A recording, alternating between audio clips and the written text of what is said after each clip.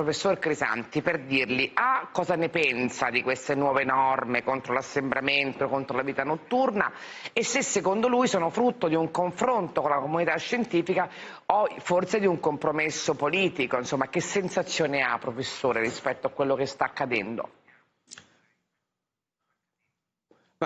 Penso che sicuramente tutte le misure che hanno l'obiettivo di diminuire i contatti non protetti tra persone hanno un impatto sulla diffusione del virus. Ora, quanto questo impatto sia in grado di modificare la curva, obiettivamente non lo sappiamo, ma non lo sa nessuno. Sono misure empiriche che chiaramente vengono fatte sulla base che diminuendo i contatti diminuisce la trasmissione del virus. Quindi c'hanno un razionale. Scusi, mi dica una cosa, perché questa poi è la grande domanda che ci facciamo, se devo essere sincera.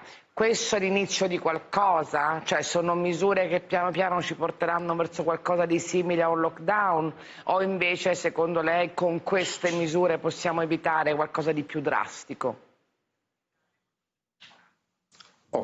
Ecco, teniamo presente che queste misure, prima che manifestano qualsiasi effetto, dovranno passare perlomeno 2 o 3 settimane, cioè non sono misure che hanno un impatto sulla trasmissione del virus dall'oggi al domani, quindi lo vedremo fra 2 o 3 settimane. È chiaro che se queste misure quindi immagino che la curva aumenterà secondo la dinamica attuale per i prossimi giorni, se poi avranno un effetto fra 2 settimane dovremmo vedere un rallentamento, però mi immagino che fra 2 settimane avremo un numero di casi sicuramente molto più importante di quello che vediamo adesso, ecco, su questo, perché guardi, la cosa più importante che deve vedere l'inclinazione della curva dei contagi. Se lei vede la Francia, la Spagna, l'Inghilterra, sono tutte curve parallele. Questo significa che hanno praticamente la stessa dinamica. Ecco, se l'Italia prende la stessa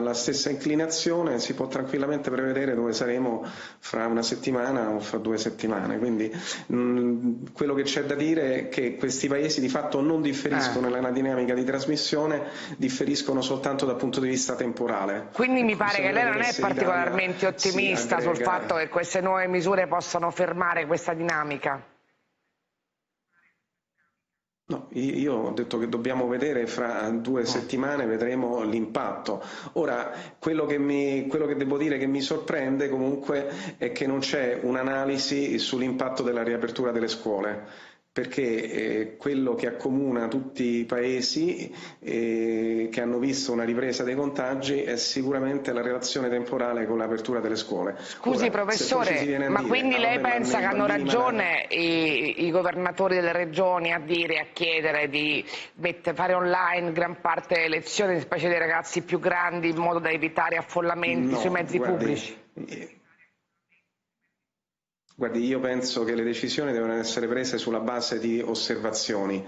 Allora, quello che stavo dicendo è che se noi ci basiamo sull'analisi del contagio soltanto sul fatto che dei bambini sintomatici, è chiaro che sottostimiamo drammaticamente, perché sappiamo perfettamente che nella classe di età che va dai 1 ai 10 anni e poi praticamente gli asintomatici sono più del 95%, e nella classe da 12 a 18 so circa l'85%, è chiaro che sottostimiamo drammaticamente il fenomeno.